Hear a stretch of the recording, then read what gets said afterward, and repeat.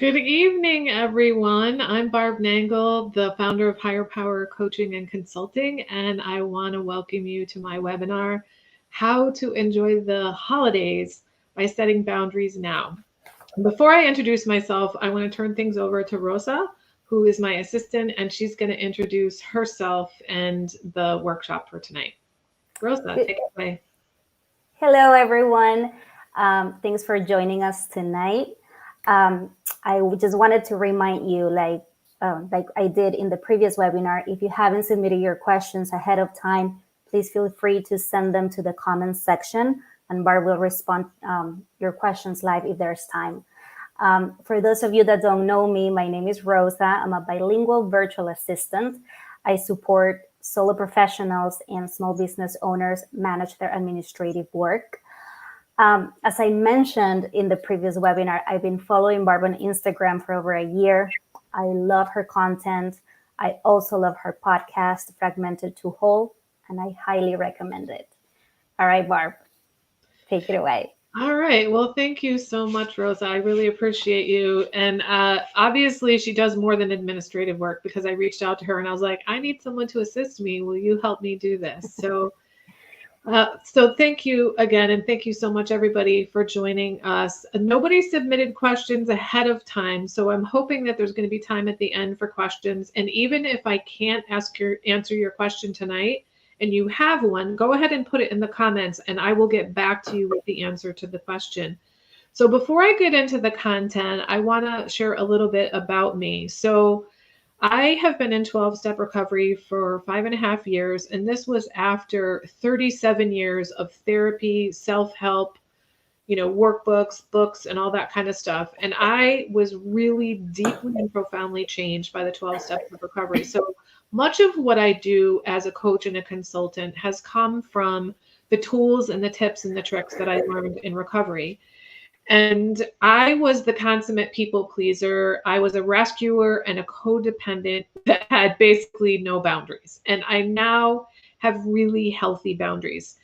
And it seems from what other people tell me that I have the ability to articulate my experience with setting boundaries in a way that's really helpful to them. So I'm not an expert on boundaries per se, but I'm an expert on my boundaries. So what I'm going to do is share what I know about boundaries. I don't have all the answers, but I do have some answers. And I hope that it will be helpful to you. I'm going to do my best to do that. But before I go into the presentation, I want to share two things that I've learned about boundaries that have been exceedingly helpful to me. So the first one is when people say to me, how did you do it? Like, how did you learn how to set boundaries? And it's literally all of the stuff that has to do with recovery. But if I were to look back and say, what is the core element that really enabled me to not just set boundaries, but to enforce them? Because that's the part that most people have a hard time with. It is that I now care more what I think of me than what other people think of me. And this doesn't mean that I don't care what other people think of me. Of course I do. I'm a human. But what I did before was I wanted you to think certain things of me, like that I was nice or kind or helpful or smart or whatever. And so I didn't set boundaries because I was afraid you weren't going to like me or think I was nice or smart or whatever. And now I care more about me and being an honest woman of integrity than I do for, trying to get you to like me or to think certain things of me. So I care more that I like myself than that you like me. Of course, I want you to like me, but if you don't, I can live with that. And then the second thing is the idea of connection with other caring people when you're setting boundaries. I think this is exceedingly important when you first start doing it. I started doing it while I was working with a group of 3 other women doing the 12 steps of recovery in one of my recovery programs. And we would share together about what we wanted to do. And we would talk with each other about, like, it was okay. It's okay for you to do that. You're not a bad person. You didn't die, all that kind of stuff. And when I reflect back, I realized that connection to other caring people was exceedingly important in me being able to establish boundaries. And in relation to that idea of being connected, one of the other tools that I learned from recovery, when you're doing something difficult, if you're going to have a difficult conversation, for example, like if you're going to set boundaries for the first time, is to bookend that. So what that means is you connect with somebody before and after the thing. So if you're going to set boundaries with someone, it might look something like this. You talk to this caring person, they help you think about, when is the right time, what are you going to say and all that. And then maybe the day that you do it, you call them on the phone and you say, okay, I'm ready. And you can process your difficult emotions with that person. Maybe you can say a prayer together if you're a praying kind of person. You get off the phone with them, you go, you set the boundary, and then you call them again. And then you process your difficult emotions with them if you have any. And if it's the first time you're setting boundaries, you probably will. So this does a couple of things. One, you are connected to another person. You are not isolated, and there's somebody out there who knows what you're going through. Even if you don't consciously remember, that person is with you on a subconscious level. I'm not alone. There's somebody out there metaphorically holding my hand. Two, you're able to process your difficult emotions with your safe and caring person, and you don't need to do it with the person that you're setting boundaries with. So being connected to other people is a really important part of setting boundaries, in my opinion. So with that being said, I am going to share my screen and do a PowerPoint presentation. And for those of you who were on the last webinar, one of the complaints I got was the way that I had the slides uploaded. So we're doing it differently this time. And if you were on last time, I'd love to hear your feedback about the difference here. So I'm going to share my screen and do my PowerPoint presentation, which means you will only see me tiny. Oops. Let's see. We're going to do it right from the very beginning. So again, welcome to How to Enjoy the Holidays by Setting Boundaries Now. I'm Barb Nangle, the founder of Higher Power Coaching and Consulting. Oh, and I forgot to change my website on this slide. It's now shorter. It's higherpowercc.com. And you can reach me at Higher Power Coaching. Obviously, you know that on Facebook, but also on Instagram. So what we're going to cover tonight is, obviously we've just done the introduction. Then I'm going to go through a few holiday season freedoms that you can have from setting boundaries now. Then I will cover some principles of boundaries.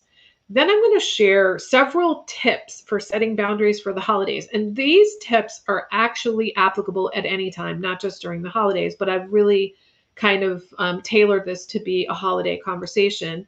Then I'm going to take those tips that I just shared with you and apply them to some of these freedoms that I've talked about. And then hopefully we'll have some time for questions. So I encourage you at any point during the presentation, if you have a question, go ahead and type it in the comments. And again, if I don't have time to answer it tonight, I will get back to you with the answer. And then the last thing we're going to do is I have a couple of giveaways. You have to be present to win, so don't leave. And the other thing I want to add is that if you're watching tonight and you didn't pre-register, make sure you put in a comment so that we know that you're here. So that we can get back to you with the slides and the video of this presentation. So here we go.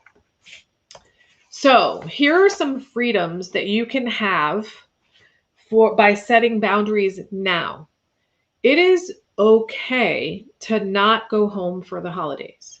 Now, to some of you, this might seem patently obvious, but this is the kind of thing that before recovery, when somebody would say something like this to me, I would be like, what are you saying? Like, it just wasn't an option for me. It was so ingrained to me that things happen in a certain way that something like this was just mind-blowing to me. So I'm going to say a whole bunch of freedoms, some of which now they seem really obvious to me, but before recovery, it was like, what are you talking about? So it's okay to change holiday traditions. It's okay to do what you want this holiday season. You do not have to spend the holidays with people you don't like. You don't have to exchange holiday gifts if you don't want to. You can choose to stay home alone for the holidays if that's what you really want to do. You do not have to host the holiday event this year or ever, even if you have always done it. You don't have to live up to other people's expectations for the holidays. It's okay to refuse affection from family during the holidays. If you are not a hugger and a toucher, you don't have to hug and touch people. It's okay to stay at a hotel instead of at your family's home during the holidays. You don't have to talk about subjects that are private or that make you uncomfortable during the holidays. It's okay to ask for what you really want and need during the holidays. So, this could be the type of gift that you want. It could be that you want to go away. It could be that you want to spend time home alone with your family. You get to ask for what you really want and need during the holidays. It's okay if people get mad at you for setting boundaries during the holidays. You'll get over it and they'll get over it. It's okay. You deserve to have your needs met. You deserve to have enjoyable holidays. You don't have to stay the whole time at holiday events if you don't want to. You can go late and you can leave early if you want, or both. You don't have to explain yourself if you've changed your holiday traditions. All right. So I found this quote recently and I loved it. Boundaries are the distance at which I can love you and me simultaneously. So before I set boundaries, I would say yes to things all the time that I really didn't want to say yes to, which meant that I would resent the person. So, and I really didn't feel so great about myself either because I was doing things I didn't really want to do. So I wasn't really loving me or you. And now that I set boundaries, I love me and I show myself I love me by living my life the way that I want to. And I can love you too because I'm not resenting you, because I'm not telling you that I want to do things that I don't want to do. So I want to invite you to this definition of what boundaries can do for you. They are an open invitation for true intimacy and connection because they reflect to others who you truly are in the moment. So I didn't set boundaries with people because I was afraid that they weren't going to like me. It's way more than that, but that's essentially what it is. And the reality is about intimacy and true connection is people need to know who you really are. They really need to know what you like and don't like, and what your fears are and what your concerns are and that sort of thing. And if you're constantly people pleasing the way that I used to be, it's not possible to have a truly intimate relationship with another person because they don't know who you truly are. And the other thing I want you to not forget is that it's never your job to convince anyone to understand your boundaries. If you choose to explain your boundaries to people, that's a whole nother story. But you do not have to convince anybody to understand your boundaries. And choosing to no longer over explain and justify the boundary is a boundary in itself. All right. So, that being said, I have some points to remember about new behavior. So, for most of us, setting boundaries is going to be difficult in the beginning because we've never done it before and it feels really foreign and sometimes really scary. And so, these are some things, that frameworks that I like to think about when starting new behaviors. So, anything worth doing is worth doing badly at first. So think about it. When you started walking, you didn't get up and walk.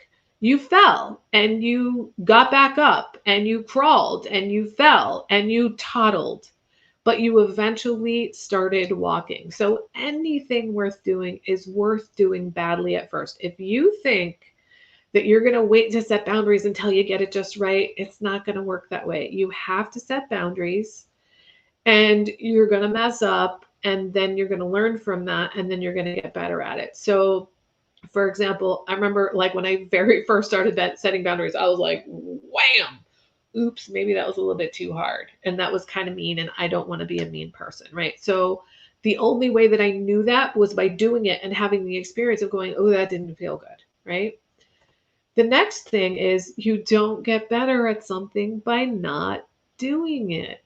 So if you want to get better at setting boundaries, that's only going to happen by setting boundaries. This is actually something that I learned in the world of entrepreneurship, and I think it's equally applicable in any kind of human behavior change situation. And then the other thing is it's a slow process. Quitting won't speed it up. And I think this is also true of any like new behavior, especially behavior change. It takes time. So if you're someone who has tried setting boundaries in the past and you're like, oh, that didn't really work, and you quit, it's not really helping you that you quit, is it? Right. So it's a slow process. Quitting won't speed it up. So I'm hoping like thinking in these ways will reassure you that it is okay that you're not good at setting boundaries because you don't get better at something by not doing it. Now we're going to move into some principles of boundaries.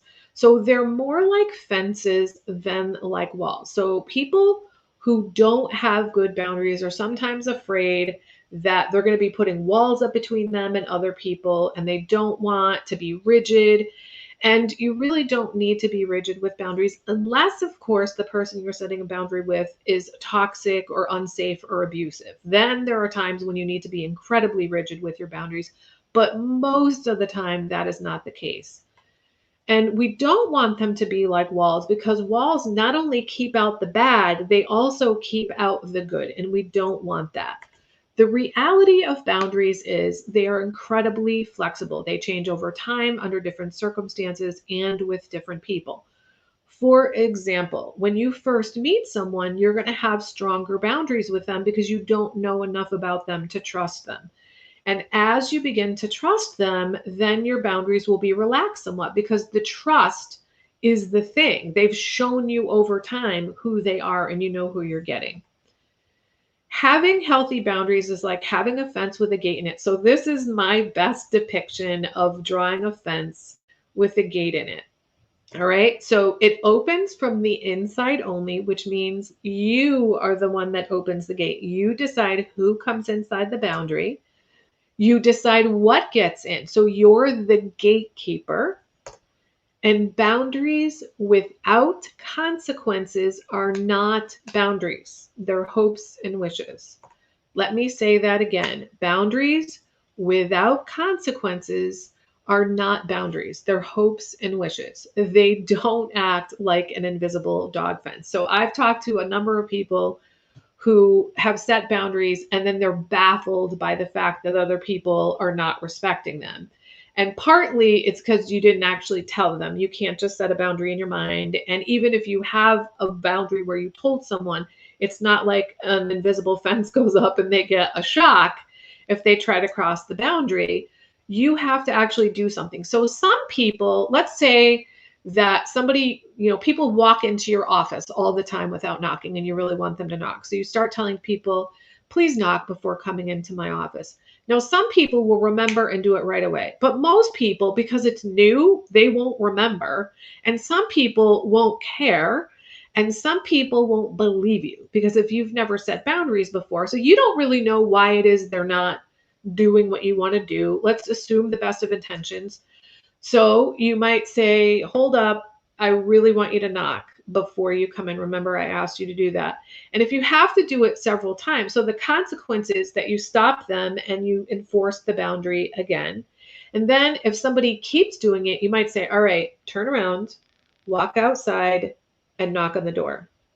Okay, thank you so much. Come on in. And that way you're training them how to treat you, which is really what boundaries are all about. The other thing that I have learned is that people don't put boundaries around property they don't value. So if you think of yourself as your property, if you had a rundown house like this or you had an empty lot, would you put a boundary around it? Would you put a fence around something like this? No, because you don't care.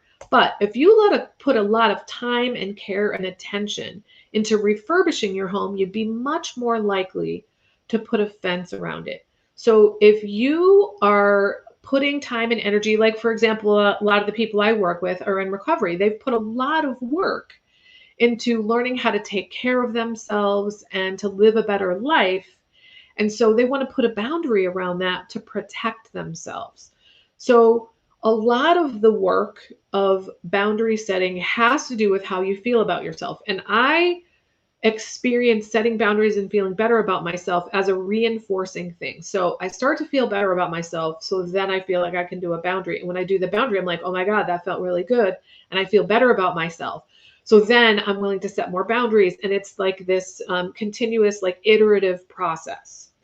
And then something else I want to share with you. This is a really interesting thing that happened to me. I was working on this presentation last week, and when I took a break, I watched a talk by Elizabeth Gilbert. You might know her. She's the one that wrote Eat, Pray, Love. And she also wrote, I think it's called Big Magic, about the creative process. And she quoted Joseph Campbell, The Power of Myth, which I've actually been watching recently.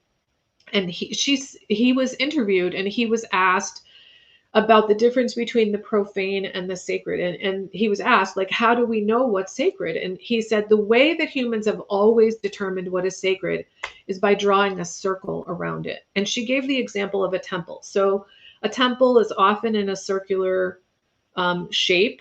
And so humans decide what's inside the temple is sacred and what's outside is not. So I encourage you to declare yourself sacred by drawing boundaries around yourself. And I'm going to say more about that right now. One of the questions that I get on a regular is, how do I know where to set the boundary? And I've thought about it. And for me, the way that I know how to set a boundary or where to set a boundary is I decide, how do I want to live my life? And then I put boundaries in place so that I can live my life like that. So let's say, because we're talking about the holidays, you're going to decide how you want to spend the holidays. So, for example, maybe you want them to be festive and joyful.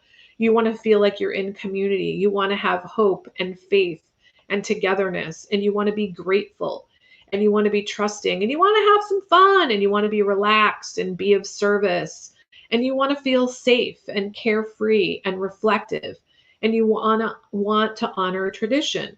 So then you quote, draw a boundary around that. What is it that you need to have in place so that you can have these things? And for me, I know where the boundary goes because I can relax and enjoy the holidays. If I'm tense and freaked out about what are they going to say, or how am I going to do this, or they're not going to let me do this or that, then I need to put a boundary in place like that, somewhere around there. All right. Actually, I thought I had one more thing on there. I don't. Apologize for that. So decide how you want to spend your holidays, and then what is it you need to do to ensure that that happens. That's going to give you an indication of where the boundary goes. Now, boundaries are metaphorically like drawing lines between what's mine and what's not mine. So here we have me inside of my fence with a gate in it. This is my property. I own it. It is not yours. It is nobody else's property but mine. So my feelings, my attitudes, my behaviors, and my choices are mine.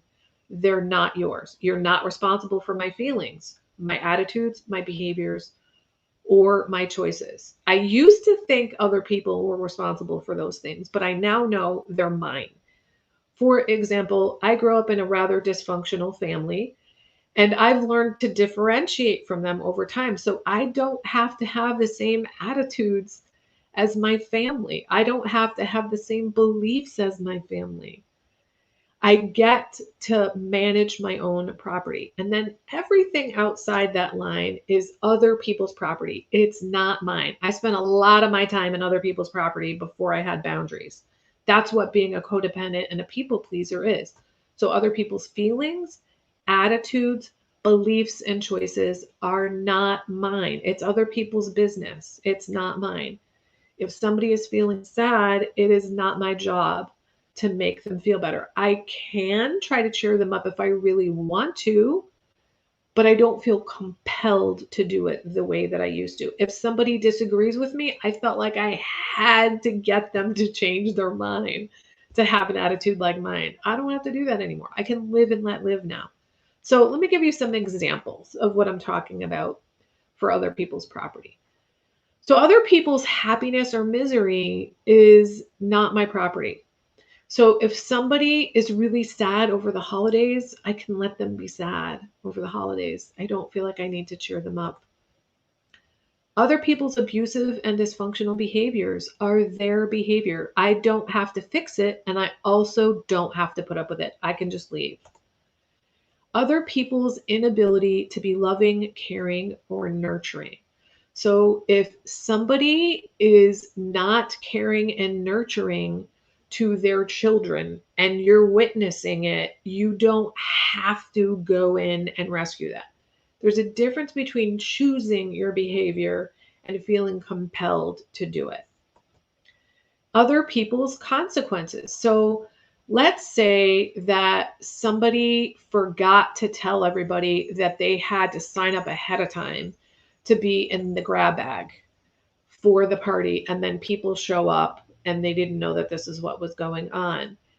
That person who didn't do that, that's their consequences. You don't have to step in and fix the situation, right? There's a million ways that this can come up, but that's a good holiday example, I suppose. Other people's guilt.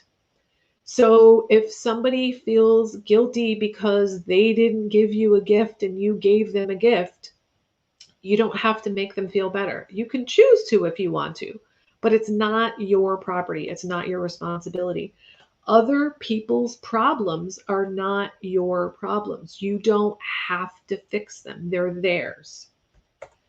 Other people's addiction and dysfunction. So if you're at a holiday party and somebody gets really drunk and embarrasses themselves, then that's their property. It's not yours. You don't have to hide it. You don't have to protect them. You don't have to lie about it. And other people's hopes and dreams. So if one of your friends wants to have like the date of a lifetime for New Year's Eve, that's that person's hope and dream. You don't have to go online and set them up a profile and figure out how to get them a date. That's their hope and dream. You don't have to step in and make it your business. So everything that's outside of the boundary is not my responsibility, but everything inside is my responsibility. This stuff was all news to me when I came into recovery and started forming boundaries. And now it seems patently obvious to me, but I remember when it wasn't. The other concept that's been exceedingly helpful to me in regard to understanding boundaries is the concept of boundaries of self containment and boundaries of self protection. And I first learned this when I heard a keynote speaker at a 12-step recovery convention share. He said, I now have boundaries of self containment and self protection. And he didn't define it, I didn't know what it meant.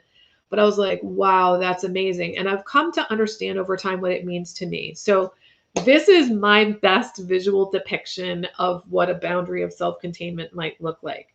So what do I mean by boundaries of self-containment? I mean things that I need to contain and not just let run wild. For example, personal and private information. I used to give out personal and private information to people that I didn't really know, or people who I knew weren't trustworthy. And I made myself vulnerable in situations where I didn't need to do that. I also used to give all kinds of unsolicited advice before I came into recovery and had boundaries. I just was given it like I had never been in a high quality romantic relationship until now, by the way. I'm in a fantastic one right now. But before this one, I was always in really dysfunctional ones, but I gave relationship advice all the time. Why would you listen to me? I don't know what I'm talking about. And also, it's none of my business. My inner critic, when that inner critic starts going, I need to contain that stuff. Complaints. When I'm complaining about the world, I'm basically saying, God, I know better than you do. Over explaining. Basically, over explaining was me trying to get people to agree with me. So I need to contain that stuff. Excuses, same thing. Criticism, very much like complaints. TMI. Before too much information, TMI was a saying.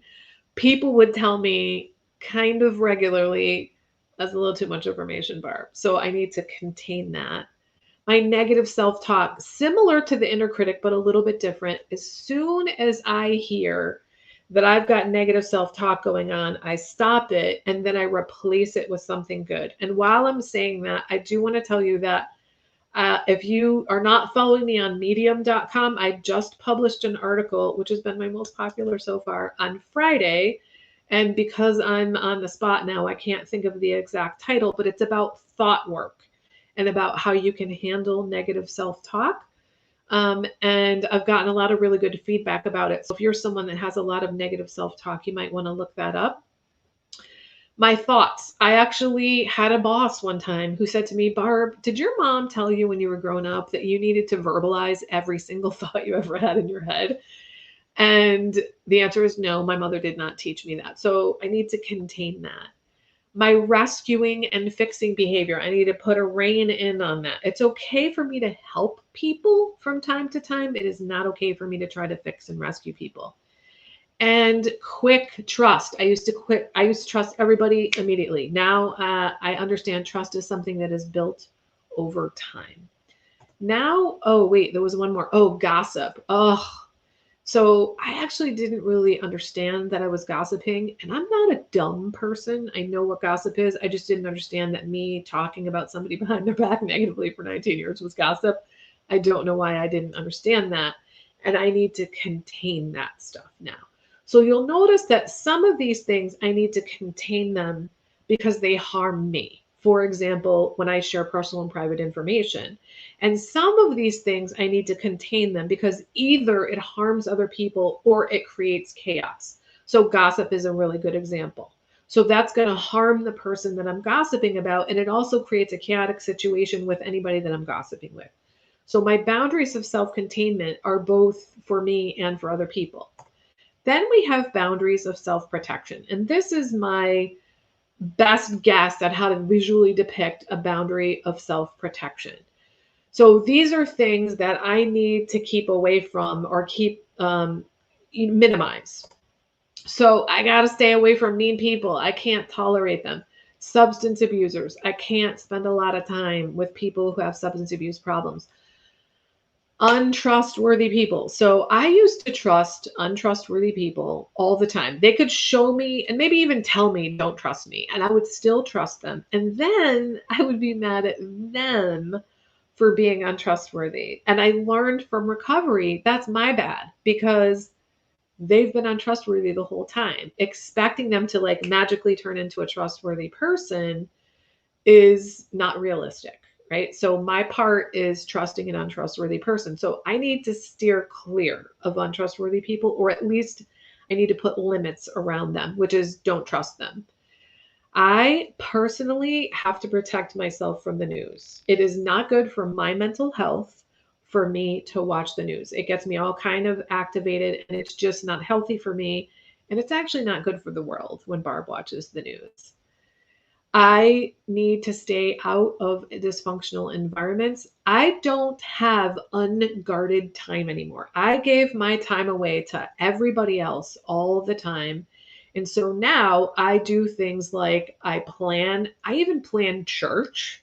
Okay, I know it's the same time every week, but it is on the calendar so that I do it. So I have like all these different color codes of all my appointments, and I have lots of recurring appointments. And I really use my calendar a lot. And I also leave the ringer off on my phone so that I don't hear every time a text message comes in because I need to guard my time. So I protect myself from unguarded time because of the way that I used to do that in the past. I also need to stay away from unsafe people, yellers, and screamers. Family.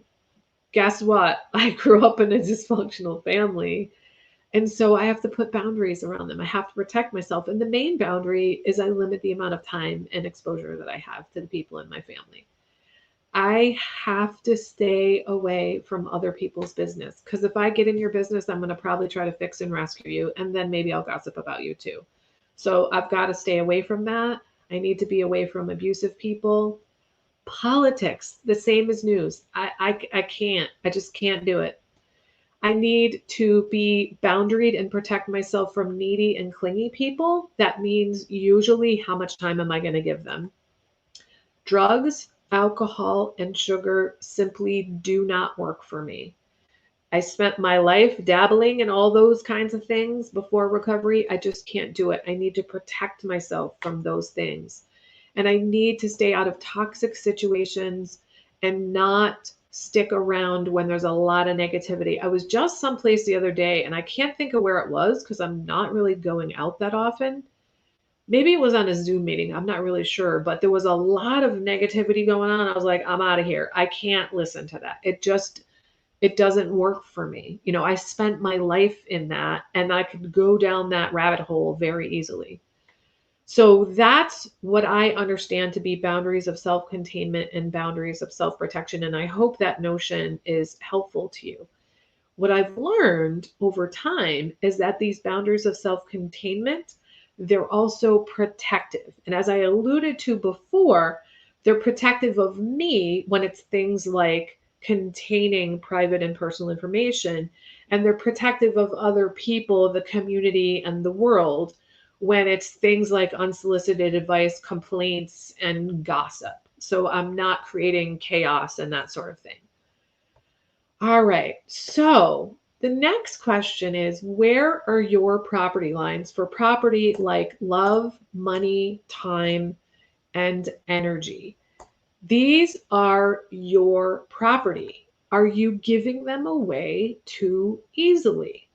So I've mentioned a couple of times how I gave a lot of my time away. And so now I realize that time is my most precious resource. I can generate more love, I can generate more money, and I can generate more energy, but I can't generate more time. Every one of us gets 24 hours a day.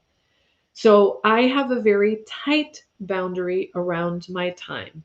Some of you might think it's a little too rigid, and that's fine. You don't have to have a boundary that's that tight around time. Some of you give away your love, and some of you are really tight around that. And really, only you can decide what works for you.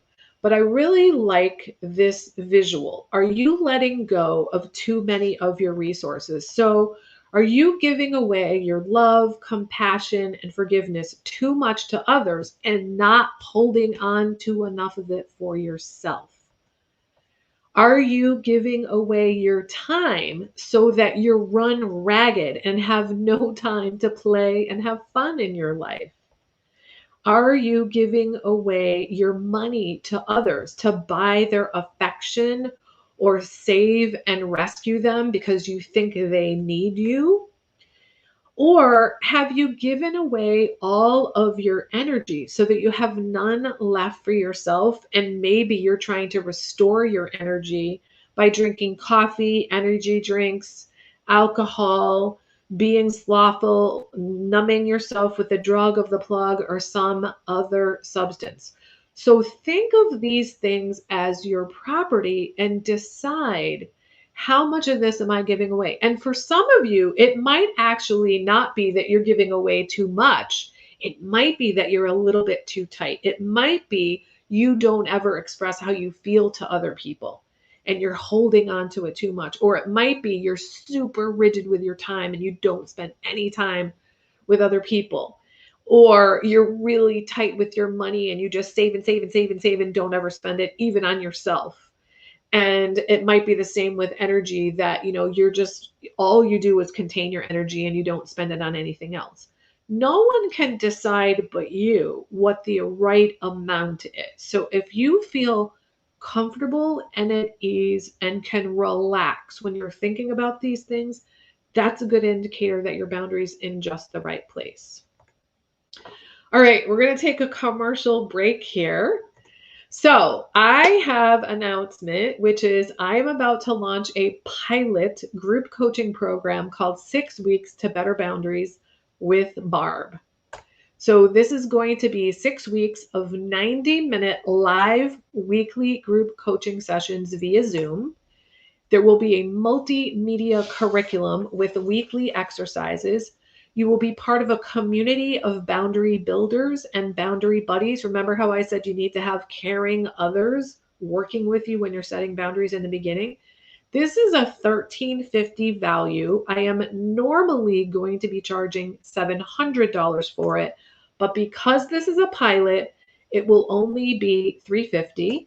And it's going to be Tuesdays, January 5th through February 9th from 4:30 to 6 p.m. Eastern Standard Time. And stick around because one of the giveaways at the end of this is that somebody who is here and watching is going to win the opportunity to be in this program for free. One more thing, two more things. If you're my current client, then you automatically get into this. So when registration opens for this pilot coaching program in December, if you are currently my client at that time, you will get into this program for free. If you are a former client of mine, it will only be $200. And these are for this pilot only. So commercial is over. Now I'm going to go into some tips for setting boundaries for the holidays. And these are really tips for any time, not just for the holidays. Tip number one, do it promptly. Setting limits does not get easier if you wait. So let's say somebody invited you to a holiday event. You want to respond as quickly as makes sense to their request. This is respectful to them, and it also gives you peace of mind because you're not like, oh my God, what am I going to say to them? What are they going to think? Blah, blah, blah, blah, blah. You did it. It's done. Number two, be polite. Thank them for inviting you. There's no reason to be rude. No matter what your history with the person, there's no reason to be rude. Politeness is like the grease on the wheels of social interaction. Number three, do not lie. Whatever you say, be truthful. Do not lay blame on someone else. Just tell the truth. And if you can't be completely honest, then don't say anything besides a kind no or I'm going to decline. Do not apologize. You have done nothing wrong. Even if the person tries to make you think you've done something wrong by setting a boundary or saying no, you haven't. You get to live your life the way you want to live your life. You can say sorry that you're going to miss something, but don't apologize for setting a boundary or saying no. The next tip is to depersonalize it. I like to think of it like this. I have a rule. So when I have a rule, it makes it about me and not about you or anybody else. So this depersonalizes it, makes it about me and not the other person. That way it's hard for people to take it personally when you have a rule. The next tip is to give an alternative. So let's say that somebody asks you to attend an event. Then you can say to them, I'm afraid I can't go, but how else can we connect? So maybe you can offer coffee, lunch, Zoom meeting, whatever. Or if it's something else that you need to compromise about, you can either say out loud to them, how else can we compromise? Or you can just think it in your head. So if you don't want to exchange gifts, volunteer for a committee, or host an event, what can you do? And I encourage you, if you're going to do this, is rather than wait for the person to say, well, what can you do? You tell them what you can do. You say, I can't volunteer for the event, but I'll be a judge. Like I can't volunteer to coordinate the event, but I'll be a judge.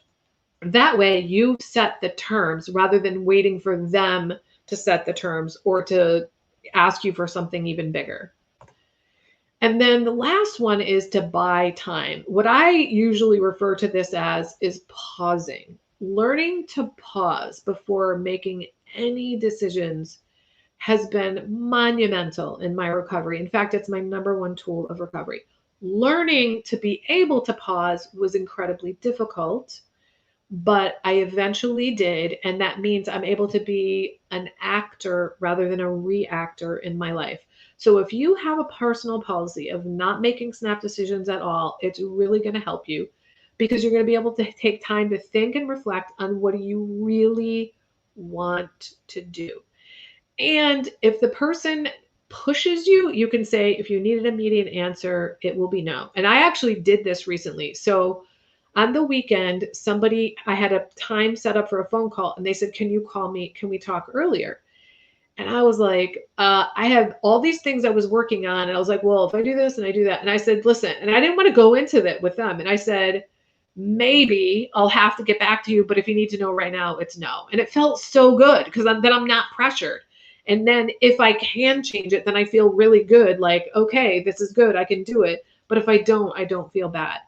So now what I'm going to do is take some of those tips that I just shared with you, and I'm going to apply them to a few of the freedoms that I shared in the very beginning by giving you a script. And then I'll tell you which of the tips I employed. So it's okay to change holiday traditions. So what you might say is, I'm not going to blank this year. I'd like to try something new. It doesn't mean I don't value our old traditions. It means I want to create some new ones. So which tips does this one use? There's no lying. This is the truth. It's prompt. So if this is you and you're going to be changing holiday traditions this year, I recommend that maybe like tomorrow that you do it just to get it over with. Be prompt. And it's polite and there's no apology given. There's no stammering, there's no hemming and hawing. It's just this is what is. All right, the next freedom. It's okay to not go home for the holidays. So you might say, I'm not going to make it this year, Mom. I know you're disappointed. I am too. When the quarantine is over, we'll make time to come visit. Now, this is a good example for this year. There's going to be a lot of people who are not visiting for the holidays, but you can also say these things when it's not during quarantine. You can also not go home for the holidays.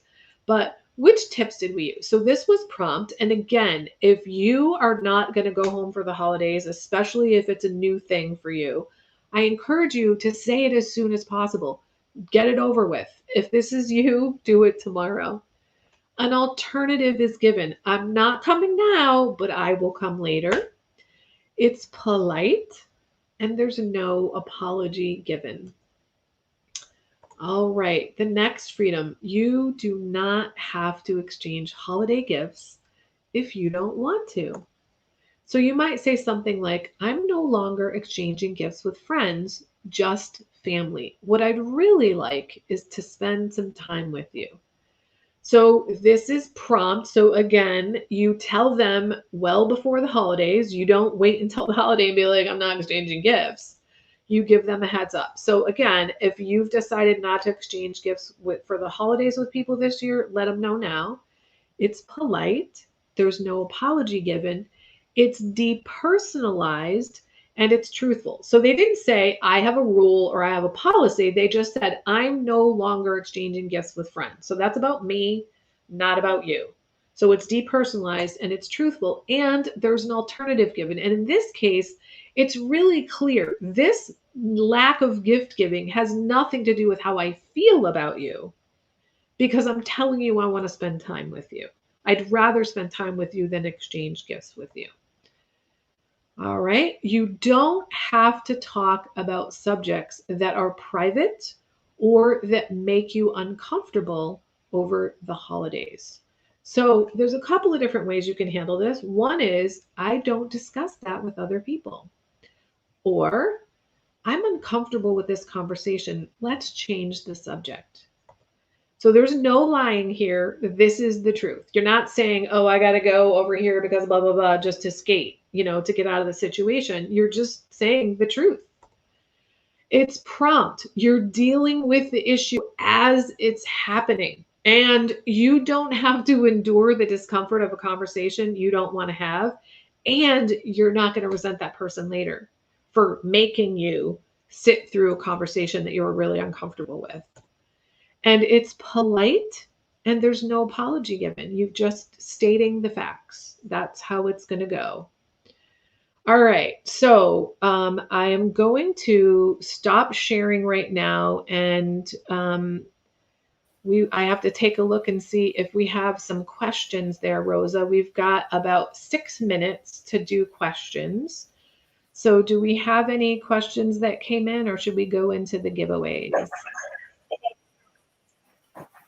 I think we can go into the giveaways. Okay, now. good comments, but no questions. Comments, Okay, no fantastic. so well, then I'm going to go back to sharing my screen again so that I can tell you what the giveaway. Actually, wait a minute. Before I do that, one of them is this booklet called Boundaries for Codependence by Raquel Lerner. I have perused this many times, and especially in the beginning of my recovery, it was incredibly helpful. And it's not that long, so it's something like you can literally carry it in your purse, and I found it to be incredibly helpful. So that's giveaway number 1. And then giveaway number 2, there's actually a choice. So before we go to giveaway number 2, why don't we work on giveaway number 1? So the way this is going to work is anybody who has registered who is here tonight. So we need to make sure these folks are here tonight. Actually, I didn't say that in the very beginning. If you haven't made a comment already, make a comment so that we know that you're here, because only people who were here are going to win the giveaways. So if that's you, and then, you know what, while we're waiting for that, I'm going to pull up the screen and share what the other giveaway is. All right. So here we go. So giveaway number 2, the person is going to have a choice. They can either choose 2 55-minute coaching sessions, which are a $300 value, free, or they can choose to participate in the 6 weeks to Better Boundaries pilot group coaching program, which is a value of $1,350. As a reminder, that is going to be Tuesdays, January 5th through February 9th from 4:30 to 6 p.m. Eastern Standard Time, and it's live. So if that time slot doesn't work for you, then you're going to want to pick the 2 55-minute coaching sessions. And while I'm thinking of it, I'm going to be doing 2 more boundaries closer to the holidays. One will be Thursday the 19th, which is the Thursday before Thanksgiving. So if you need to shore up for Thanksgiving, that's a good webinar for you to attend. That will also be free, also at 7 p.m. And then again on Monday, December 14th at 7 p.m. So I'm going to stop sharing now and come back to you. All right, Rosa. So do you have a handle on everybody that's here?